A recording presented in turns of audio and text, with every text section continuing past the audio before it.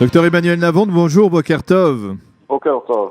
Alors, nous avons le plaisir de discuter ensemble ce matin parce que le centre, l'institut dont vous faites partie, le Centre Jérusalem pour les études stratégiques, c'est bien le terme, l'intitulé exact?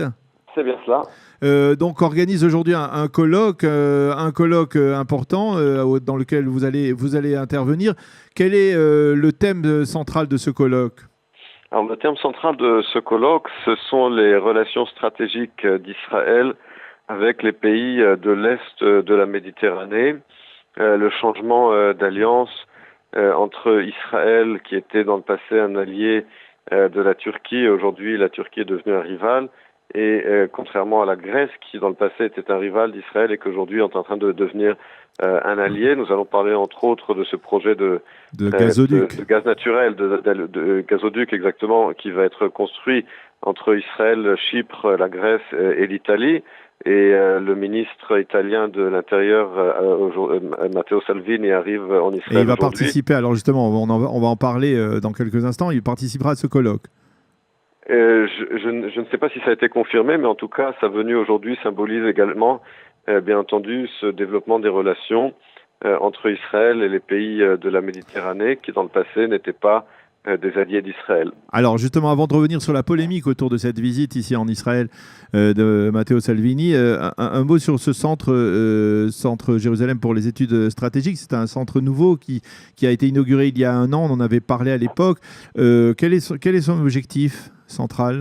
Alors l'objectif, qui d'ailleurs est en train d'être rempli avec beaucoup de succès, c'est de donner aux décideurs en Israël dans le domaine de la défense et des relations internationales, de la politique étrangère, des analyses de fond sur les différentes alternatives qui se présentent à Israël en termes de politique étrangère et politique de défense, et d'influencer également le processus décisionnel en Israël en donnant des conférences dans les académies militaires au ministère des Affaires étrangères et en publiant des analyses qui sont très lues d'ailleurs par les décideurs en termes de relations internationales au ministère des Affaires étrangères et au ministère de la Défense.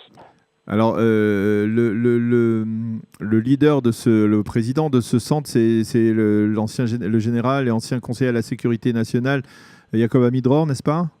Alors, Yaakov Amidror n'est pas le président du centre, mais il est ce qu'on appelle un senior fellow, c'est-à-dire que il est un chercheur de haut niveau dans le centre. Le président est le professeur Ephraim Inbar, un professeur à l'université de Bar-Ilan. Mais effectivement, Yaakov Amidror a une position très importante dans le centre. Comme vous l'avez appelé, c'est l'ancien conseiller à la sécurité nationale. Alors, justement, je voudrais que vous parliez de Salvini et de sa visite en Israël. Je le disais, c'était une visite très controversée.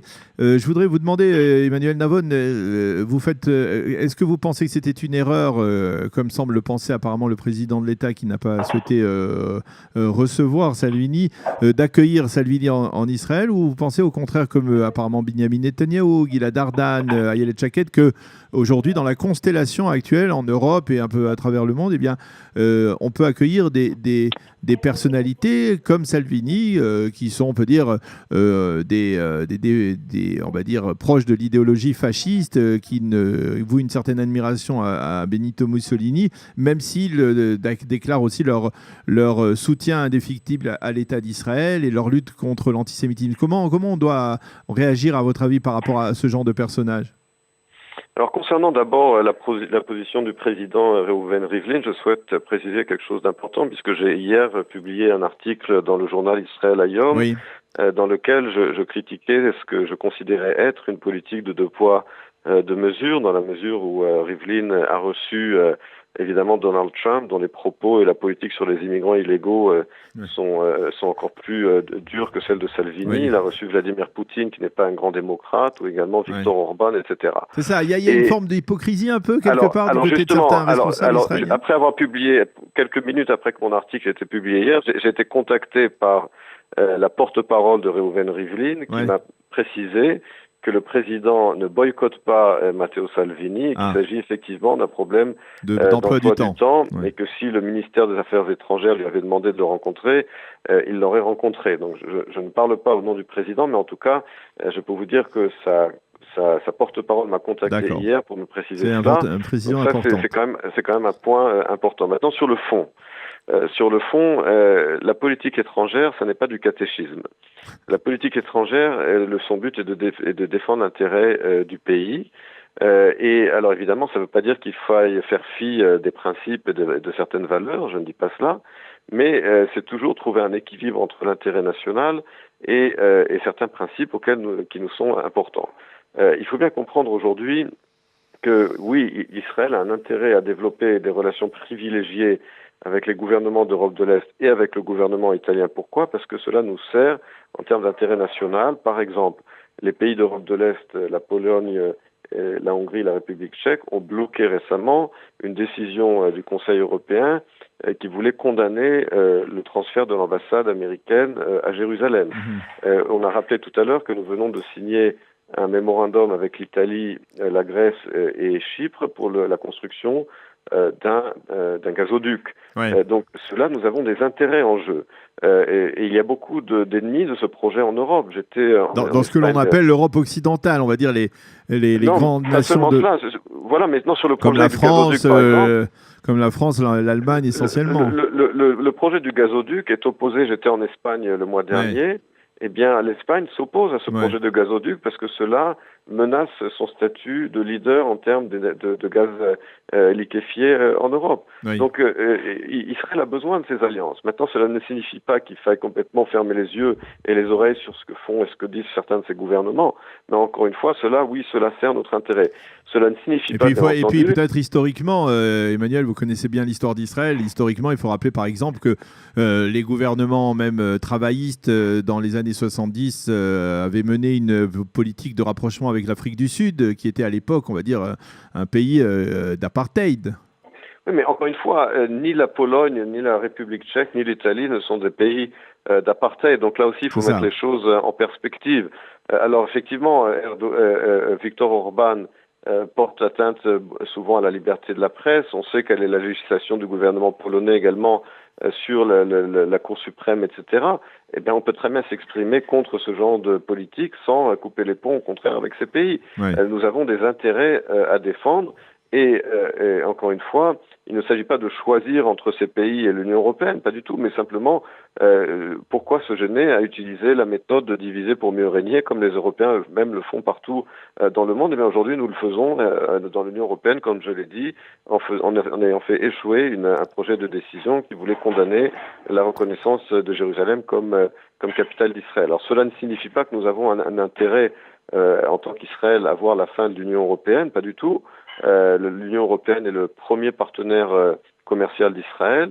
Israël fait partie de la plupart des programmes de recherche et de développement de l'Union européenne. Donc nous n'avons pas intérêt à voir des gouvernements populistes s'emparer de l'Union européenne. Mais la coopération ciblée avec certains pays d'Europe de l'Est et l'Italie, oui, cela sert notre intérêt. Alors il y avait votre éditorial donc dans le Israël, mais il y avait un éditorial dans le Haaretz qui affirmait qu'il y avait une forme d'incohérence dans la politique israélienne, dans la diplomatie israélienne, à accueillir les bras ouverts un homme comme Matteo Salvini, mais par exemple à considérer toujours Marine Le Pen comme persona non grata et à la boycotter, on va dire. Pourquoi deux poids et deux mesures Qu'est-ce qu'il y a chez Marine Le Pen qui ne dérange pas donc chez Matteo Salvini ?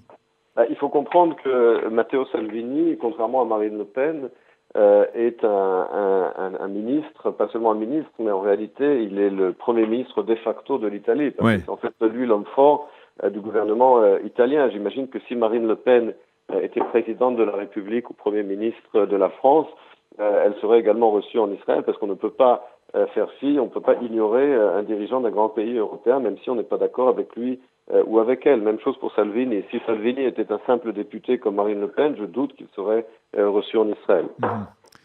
Donc, ok, vous considérez qu'il y a une forme... et peut-être est-ce que vous pensez aussi que c'est c'est-à-dire une forme de compréhension de la part de Benyamin Netanyahou, qui, il faut le rappeler, en dehors du fait qu'il est Premier ministre et ministre de la Défense, est aussi ministre des Affaires étrangères. Benyamin Netanyahou comprend que c'est une tendance en Europe aussi, une tendance nationaliste. Cette tendance, elle se renforce et que finalement, on ne peut pas faire abstraction de tous ces régimes, de tous ces pays qui votent à droite, on va dire, plus nettement ces dernières années. Mais on ne peut pas non plus tous les mettre dans un même panier, parce que c'est vrai qu'il y a une tendance eurosceptique et nationaliste aujourd'hui en Europe, mais ça ne veut pas dire que tous ces partis soient les mêmes. Prenez par exemple l'Autriche. Alors, l'Autriche, dans la coalition de Sebastian Kurz, il y a effectivement le parti le parti d'extrême droite. Mais Kurz lui-même est un parti de centre droit. Il a besoin du parti de l'Autriche libre parce qu'il a besoin de ça pour sa coalition. Mais il est très pro-Israël. Il faut bien comprendre également que ces gouvernements et ces partis, ils admirent Israël. Pourquoi ? Parce qu'Israël est un État-nation fier de lui, avec une économie très forte, contrairement aux économies européennes, une société traditionnaliste, ce que souhaiteraient également ces pays, ces partis, et puis un pays qui sait se défendre contre le terrorisme, qui sait protéger ses frontières et qui n'a pas peur de challenger la Commission européenne. Donc ils admirent Israël. Pour eux, Israël est un modèle. Eh bien, Emmanuel Navon, merci beaucoup d'avoir répondu à nos questions ce matin.